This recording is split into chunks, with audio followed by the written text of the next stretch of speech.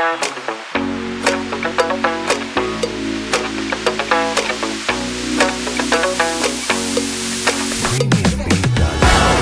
pero Daniel, no. Daniel, nosotros no tenemos TikTok. Yo no tengo TikTok. ¿Tú tienes TikTok? No, ninguno tiene TikTok. Y quiero gritar.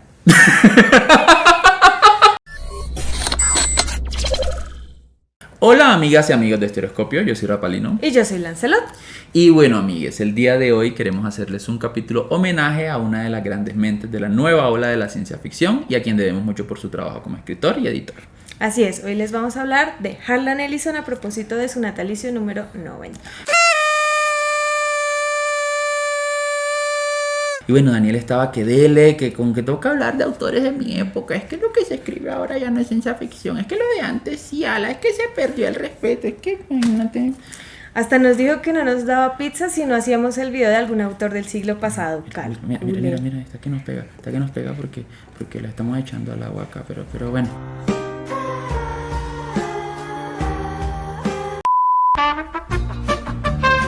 En fin, Harlan J. Ellison fue un influyente y prolífico escritor estadounidense conocido por sus obras de ciencia ficción, fantasía y ficción especulativa.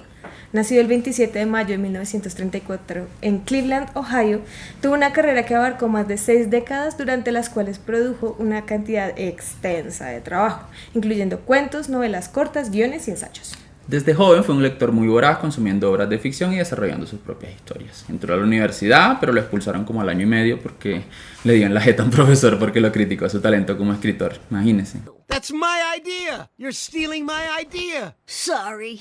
Ellison se mudó a la ciudad de Nueva York a mediados de la década del 50, donde comenzó a establecerse en el mundo literario. Trabajó en varios empleos mientras escribía y enviaba sus historias a revistas. Su primera historia publicada, Glowworm, apareció en 1956 y rápidamente ganó una reputación por su voz distinta y su narración imaginativa.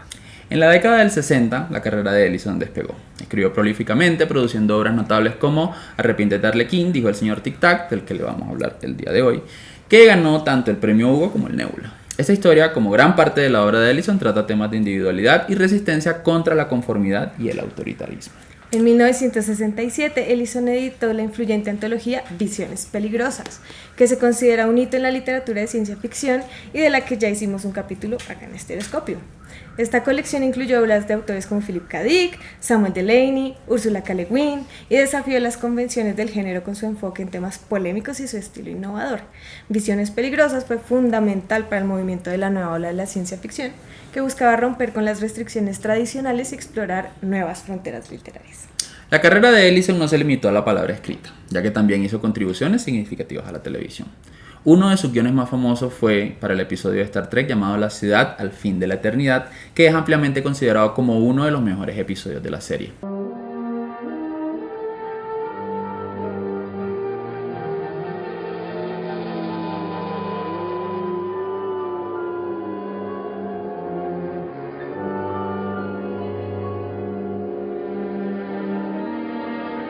Además, tuvo aportes importantes a series emblemáticas como The Twilight Zone, la de los 80, The Outer Limits, y una serie que al parecer solo vieron 20 pelagatos que se llama, ¿qué dice ahí? ¿Qué dice? Babylon algo, no sé. No sé. A pesar de todo esto, Ellison tuvo una relación tumultuosa con Hollywood y a menudo chocó con productores y estudios por diferencias creativas. El trabajo de Ellison recibió numerosos premios a lo largo de su carrera, incluidos múltiples premios Hugo, Nebula, World Fantasy y Bram Stoker. Era conocido por su capacidad para cruzar géneros y sus obras a menudo desafiaban las taxonomías, mezclando elementos de horror, fantasía y ciencia ficción. Ellison fue un defensor vocal de los derechos de los escritores y era conocido por su implacable búsqueda de un trabajo justo y compensación para los autores. Sus confrontaciones con editoriales, estudios y otras entidades de la industria del entretenimiento fueron legendarias y a menudo tomó acciones legales para proteger su trabajo y los derechos de otros escritores. Además de su escritura, Ellison fue un invitado frecuente en convenciones de ciencia ficción donde hablaba apasionadamente sobre el arte de escribir, la importancia de contar historias también. Sus conferencias y ensayos sobre el tema han inspirado a innumerables escritores aspirantes y han dejado una marca indeleble en el campo de la literatura. Ellison desafortunadamente dejó este plano de existencia el 28 de junio del 2018, dejando un legado infinito de cuentos, novelas en ciencia ficción, fantasía y literatura especulativa en general.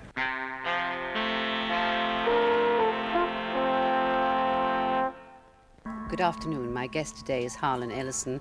Welcome. You're not exactly a household name here yet.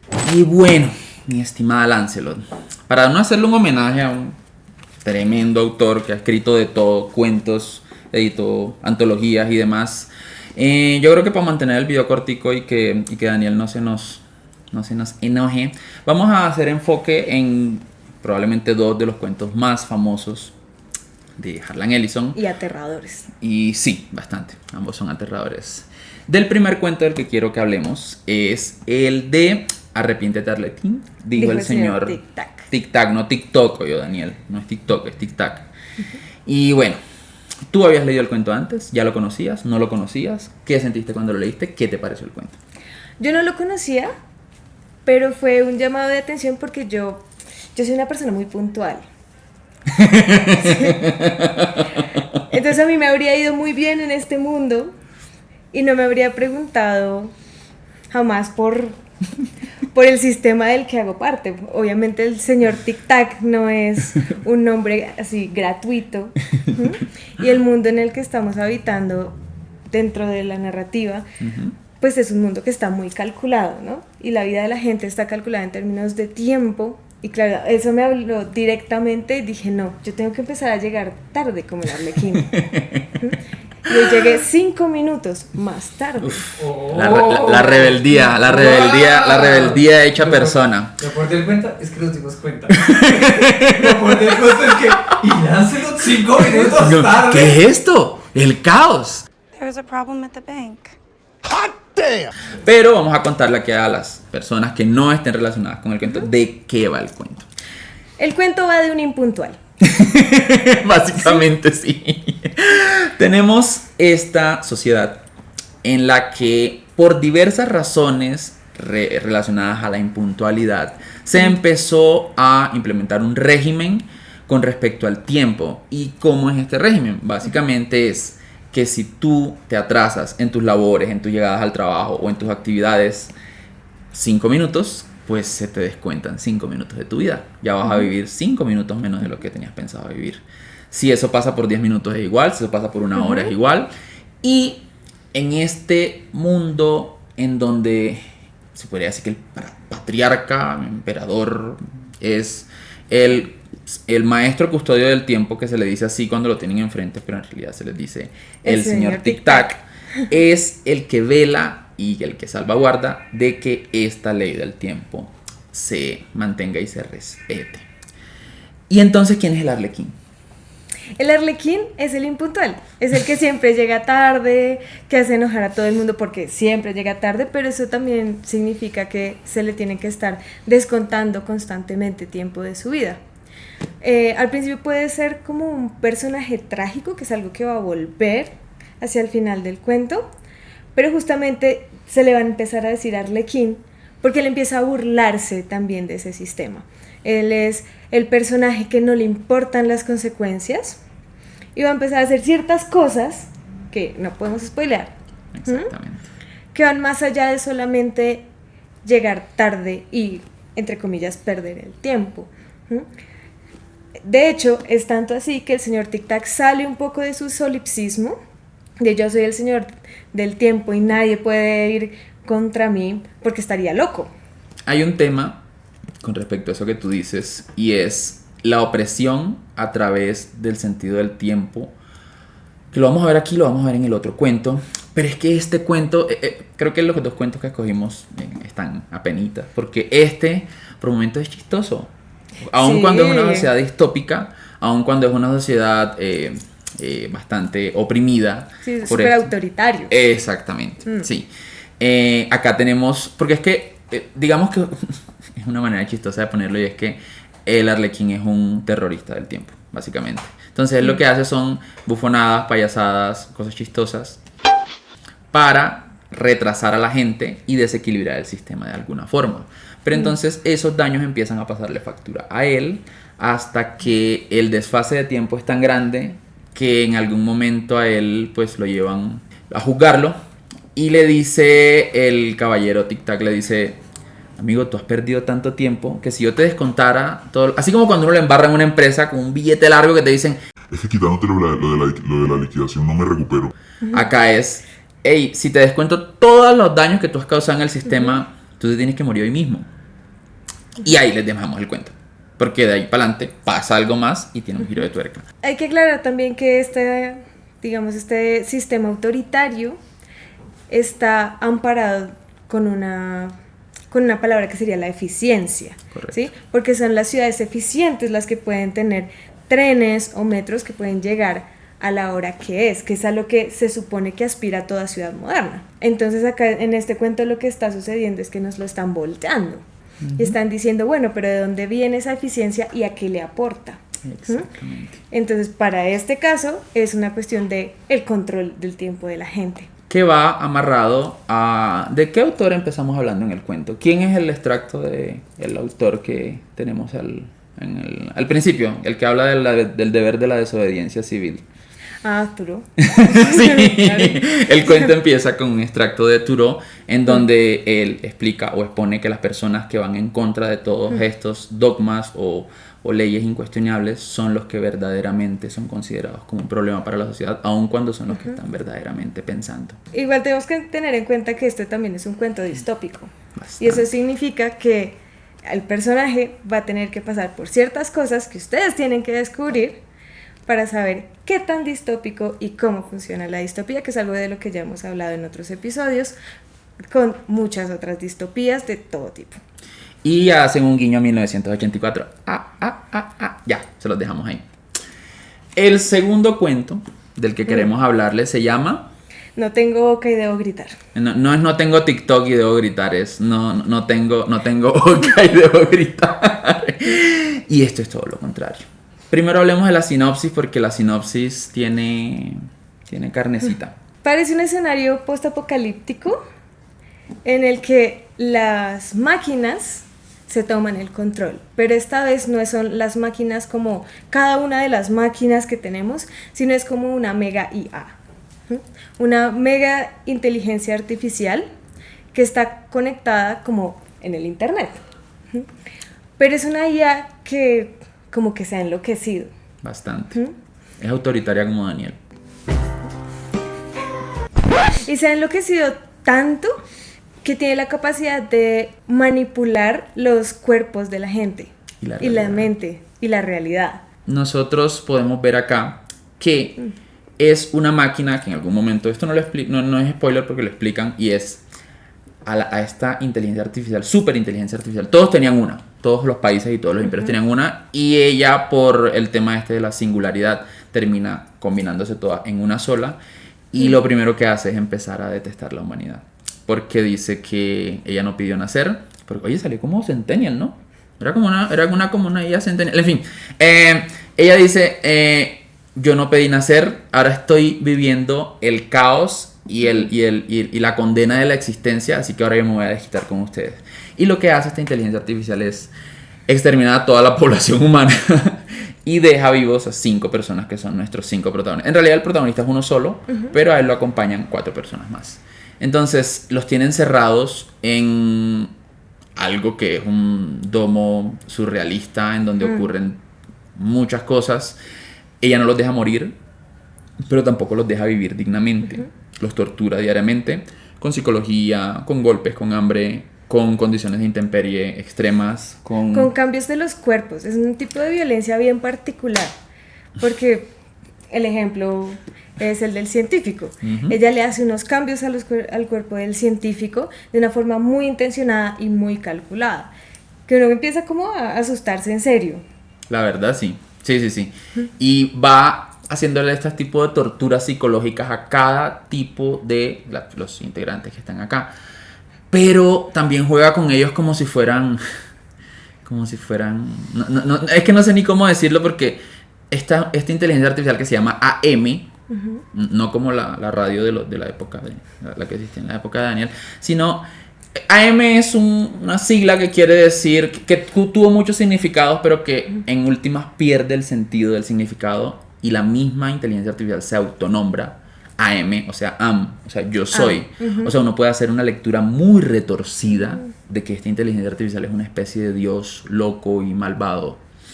Y eso también se ve en las muchas referencias bíblicas que tiene este cuento. Porque hay como cosas, sobre todo del Antiguo Testamento, hay una parte en la que les habla por medio de una zarza ardiente o un árbol que está ardiendo, que hace mucho, como que le da a uno recordar todo el tema de cuando estaba Moisés en el desierto, con el éxodo de los judíos desde Egipto y todo lo demás. Hay un tipo, ¿te acuerdas lo que tú me decías de las peregrinaciones que ellos tienen que hacer Sí. por comida? Sí, porque además es una comida también asquerosa, pero es lo que tienen. Es lo que este Dios máquina les da, lo que les permite hacer. ¿Mm? Entonces, claro, en esa lectura es una cuestión súper retorcida en el que la ciencia y la fe se unen en una sola cosa. Correcto. Y de una manera bastante terrorífica, porque es una inteligencia artificial bastante dictatorial. El cuento, para mí ese cuento, podríamos debatir si ese cuento es ciencia ficción terror, de los mejores ejemplos entre ciencia ficción terror, porque la manera en cómo está narrado son estos integrantes tratando de sobrevivir, pero ellos en algún momento sienten de lo agónico que es la situación, que lo más digno sería que los matara la inteligencia artificial, y aún así no los deja. Además hay un proceso de deshumanización que va más allá de los cambios, y es justamente cuando los obliga a tener unas condiciones tan duras que empiezan a resentirse entre ellos. Bastante. Entonces lo que hace es despojar a los personajes de la humanidad, diciendo, mira cómo es de fácil quitártela. Y les cambia el nombre. Les cambia el nombre, les cambia sus funciones, todo se les cambia. Hay uno al que le cambian sus partes íntimas por partes de animal para mayor humillación, y a otros les coloca nombres bastante chistosos, que eso me recuerda un poquito a lo que decía Úrsula de la regla de los nombres, que un nombre, el nombre es gran parte de lo que a ti te define, y si te lo arrebatan, es como si te arrebataran una parte de ti. Y tiene un videojuego. Sí, Tiene un videojuego en retro que es muy perturbador. Harlan Ellison, Muy Transmedia. Sí. Tiene en donde la voz de la inteligencia artificial la hace el mismo Harlan Ellison. Claro, estamos hablando de, no sé, un Commodore 64, no sé, por allá, un Family, algo así. Acá, pues no, del videojuego, pues no lo jugamos. Probablemente lo jugó Rodrigo. Pero acá, pues, algo que sí me gustaría subrayar antes de pasar a nuestro siguiente punto es el tema de que uno podría debatir si esta es una inteligencia artificial mala. O sea, uno le puede colocar juicios de valor a las creaciones artificiales que uno hace. Pues eso tendríamos que discutirlo, porque también entra en el ámbito de las creencias, ¿sí? Y todavía dentro de la filosofía no estamos seguros ni siquiera de si los animales tienen creencias. Creencias que se enfrentan con una realidad, y que hacen cuestionar justamente este tipo de creencias, y que uno las puede ajustar, abandonar y adquirir otras. Ahora, pensando en una IA, tendríamos que pensar si tiene creencias, si tiene opiniones. Se supone que todavía no. Se supone. Todavía no. Si no ven en el futuro, corran. Hay un tema de eso que tú mencionabas, y es, digamos, los acuerdos sociales de lo que está bien y lo que está mal. Van mutando a través de la historia, pero esto, primero, no se sabe en qué época pasa, o sea, no se sabe qué tan cercano estamos a la época actual.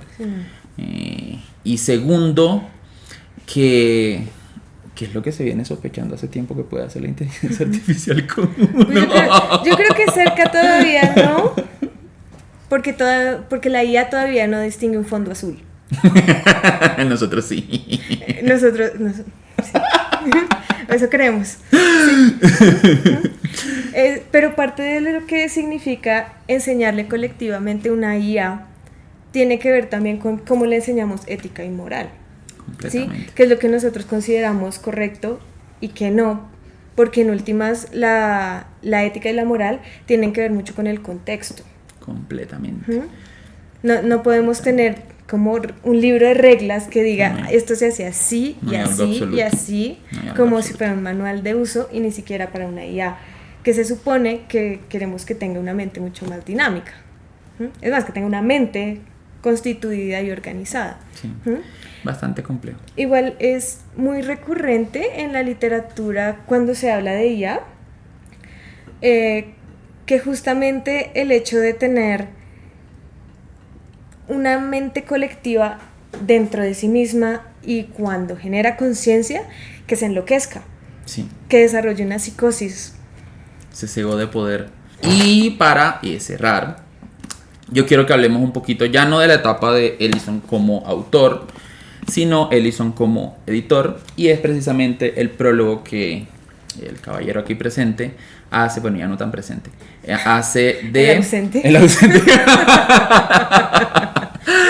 Hace de esta antología que se llama Visiones Peligrosas. Tiene como 3 prólogos, 2 los hace Asimov y el tercero lo hace Ellison. Y yo te noté ahorita bastante con ganas de hablar sobre el prólogo. Pues es que el prólogo es casi un manifiesto. ¿Mm? Y es un manifiesto sobre la ciencia ficción que justamente se estaba produciendo y que estaba entrando a chocar con los lectores que estaban acostumbrados a la época de oro de la ciencia ficción. ¿Sí? Entonces, él deja muy claro que los cuentos que están aquí son inéditos. ¿Mm? Eso es uno.